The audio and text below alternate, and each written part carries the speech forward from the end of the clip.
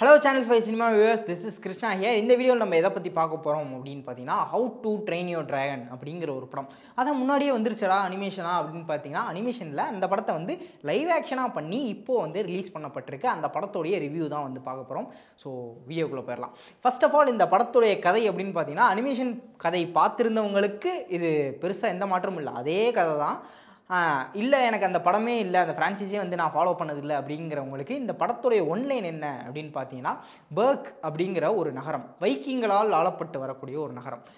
பயங்கரமாக அடிதடி அப்படின்னு இருக்கும்போது அங்கே டிராகன்ஸோட தொல்லைகள் வந்து கொஞ்சம் ஜாஸ்தியாக இருக்குது. கொசு தொல்லை மாதிரி டிராகன் தொல்லைகள் வந்து ஜாஸ்தியாக இருக்குது. அங்கே அந்த டிராகன்ஸ் எல்லாம் வேட்டையாடிக்கிட்டு இருக்காங்க. இவங்க மக்கள்லாம் வந்து ஒரு எதிரி மாதிரியே பார்த்து வேட்டையாடிக்கிட்டு இருக்காங்க. அதில் இந்த ஊர் தலைவரோட பையன் தான் வந்து நம்ம ஹீரோ ஹிக்கப், இந்த ஸ்ட்ராய்க்கோட பையன் ஹிக்கப். இவன் ஒரு கட்டத்தில் வந்து ஒரு டிராகனை பிடிக்கிறான், ரொம்ப ரேரான ஒரு டிராகனை பிடிக்கிறான். அதுக்கப்புறம் அவன் அந்த டிராகனை கொன்னானா இல்லையா, அதுக்கப்புறம் கதை எதை நோக்கி போச்சு அப்படிங்கிறதான் வந்து இந்த படத்துடைய ஒரு கதை. ஸோ இதை கேட்கும்போது பயங்கர இன்ட்ரெஸ்டிங்காக இருக்கும். புதுசாக கேள்விப்படுறவங்களுக்கு, அனிமேஷன் படம் பார்த்துருந்தவங்களுக்கு அதே கதை தானா அப்படிங்கிற மாதிரி இருக்கும். இருந்தாலும் இது ஏன் இப்போ லைவ் ஆக்ஷனாக கொண்டு வரணும் அப்படிங்கிற ஒரு விஷயம் வந்து இருக்குது. நம்ம ஆல்ரெடி ஒரு வீடியோவில் பேசியிருந்தோம், ஏன் லைவ் ஆக்ஷன் படங்கள் வந்து இப்போ வருது அப்படின்னு சொல்லி. இப்போ how to train your dragon எடுத்தாலே இப்போ வரக்கூடிய குழந்தைகள், இந்த ஜென்ரேஷன் கிட்ஸுக்கு வந்து அது தெரிஞ்சிருக்காது. ஏன்னா அந்த படம் வந்து ரொம்ப வருடங்கள் வந்து ஆயிடுச்சு. இப்போ இருக்கிற ஜென்ரேஷன் கிட்ஸுக்கு வந்து பதிவு பண்ணணும், அதுவும் இல்லாமல் அந்த ஒரு ஃபீலை வந்து கொஞ்சம் வேறு மாதிரி கொடுக்கணும் அப்படிங்கிறனால தான் இப்போ இந்த லைவ் ஆக்ஷன் அடாப்டேஷன்லாம் வந்துக்கிட்டு இருக்குது. அப்படி இருக்கும்போது அதுக்கான ஒரு சாபமும் வந்துருக்கு. என்னென்னா, லைவ் ஆக்ஷன் அடாப்டேஷன் பண்ணாலே அந்த படம் விளங்காது அப்படிங்கிற மாதிரி ஒரு சாபம் வந்துருக்கு. டிஸ்னி அடாப்டேஷன் பண்ண படங்கள் வந்து நிறைய அடி வாங்கினது வந்து இந்த ஒரு கேர்ஸ்னால தான் அப்படின்னு சொல்லப்படுது. அப்படி இருக்கும்போது அந்த ஒரு சாபத்தை இந்த படம் வந்து பீட் பண்ணியிருக்கு அப்படின்னு சொல்லலாம். ஏன்னா லைவ் ஆக்ஷன் அடாப்டேஷன் அவ்வளோ சூப்பராக பண்ணியிருக்காங்க. ஒவ்வொரு ஃப்ரேம் பை ஃப்ரேமும் நம்ம ஒரிஜினல் படத்தில் என்ன பார்த்தோமோ அதே சீன் அப்படியே வந்து இதில் இருக்குது அப்படின்னு சொல்லலாம். அதுக்கப்புறம் டைலாக்ஸ் முதற்கொண்டு அந்த ஒரு ஆத்தென்டிக்கான ஃபீல் இருக்கும் தெரியுமா. அடாப்டேஷன் அப்படிங்கிறதுக்கு வந்து என்ன ஒரு மீனிங்கோ அதே மாதிரி நம்ம பக்கத்தில் வச்சு பார்த்தீங்கன்னா அந்த ஃப்ரேம் அப்படியே இருக்கும், அந்த டைலாக்ஸ் வந்து அப்படியே இருக்கும். ஸோ ஃபஸ்ட்டு நம்ம என்ன படம் அனிமேஷனில் பார்த்தோமோ அந்த ஃபீல் அப்படியே தேட்டரில் இன்னும் கொஞ்சம் பிரம்மாண்டமாக கொண்டு வரணும் அப்படின்னு சொல்லி லைவ் ஆக்ஷனுக்கு அப்படியே பண்ணியிருக்காங்க அப்படின்னு சொல்லலாம்.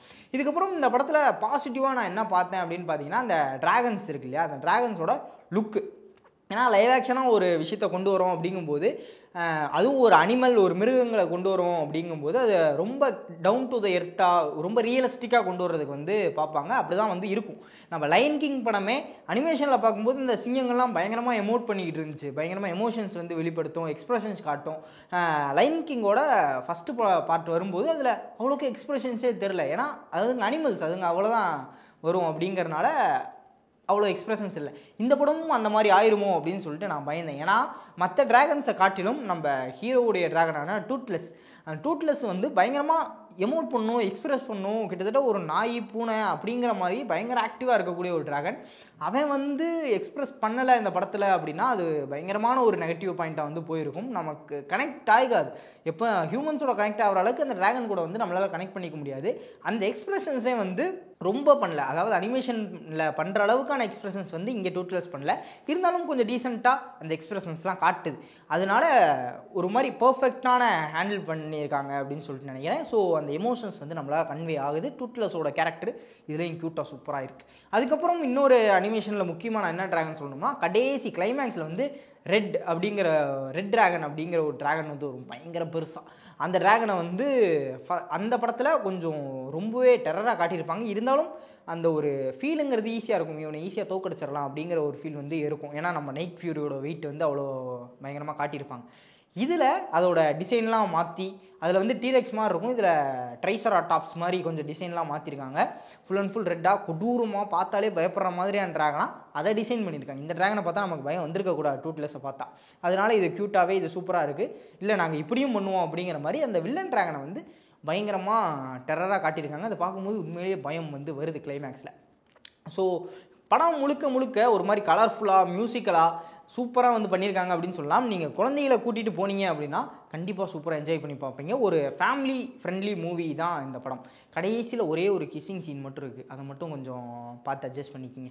மற்றபடி கிட்ஸை கூட்டிகிட்டு நீங்கள் போனீங்கன்னா ரொம்ப சூப்பராக என்ஜாய் பண்ணுவாங்க இந்த படத்தை அப்படின்னு சொல்லலாம். அவங்களுக்கு ஸ்டோரி வைஸும் சூப்பராக வந்து புரியும். அப்போ ஆனால் குழந்தைகளுக்கான கதை தானா இது, சின்ன பசங்க பார்க்குற படம் தான் அப்படின்னு சொல்லிட்டு யாரும் வந்து நினைத்து விட வேணாம். ஏன்னா அடல்ட்ஸுக்கான அந்த கோர் கான்செப்ட் அப்படிங்கிறது இருக்கு இல்லையா, அந்த கருத்து அப்படிங்கிறது அதுவும் வந்து இந்த படத்துக்குள்ளே வந்து கொடுக்கப்பட்டிருக்கு.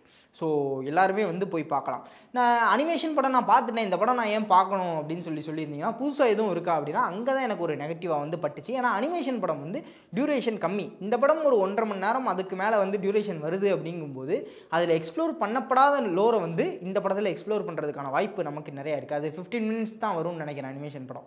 இதில் இன்னும் கொஞ்சம் அந்த வேர்ல்டை வந்து இன்னும் கொஞ்சம் எக்ஸ்ப்ளோர் பண்ணியிருக்கலாம் அப்படிங்கிற ஒரு விஷயம் வந்து எனக்கு பட்டுச்சு. ஏன்னா இங்கே கிட்டத்தட்ட ஒரு 1/2 மணி நேரம் பக்கம் இன்னும் கொஞ்சம் எக்ஸ்ட்ரா டைம் இருக்குது. அந்த எக்ஸ்ட்ரா டைமில் என்ன பண்ணியிருக்காங்கன்னா, அந்த ஒரு கேரக்டர் இருக்கும், ஹீரோவோட ஃப்ரெண்டு கேரக்டர், அவனுக்கும் அவங்க அப்பாவுக்குமான ஒரு பாண்டை வந்து காட்டியிருக்காங்க. அது ஏன் காட்டினாங்க அப்படிங்கிறது தெரியல. அவன் அவ்வளோ இம்பார்ட்டண்ட்டான கேரக்டரும் இல்லை, அடுத்த 2 படங்கள்லேயும் அவ்வளோ இம்பார்ட்டண்ட்டான கேரக்டர் ஒன்றும் இல்லை. அதுக்கப்புறம் இன்னும் அப்போ நம்ம பார்த்த காட்சிகளே இன்னும் கொஞ்சம் எக்ஸ்டெண்ட் பண்ணி தான் வச்சுருக்காங்களே தவிர, இன்னும் கொஞ்சம் ஒரு 2-3 டைலாக் வந்து சேர்த்து ஆட் பண்ணியிருக்காங்களே தவிர, அதை தாண்டி இந்த வேர்ல்டு பில்டிங்குள்ளே வந்து அவங்க போகலை. அந்த விஷயம் வந்து எனக்கு லைட்டாக நெகட்டிவாக வந்து பட்டுச்சு.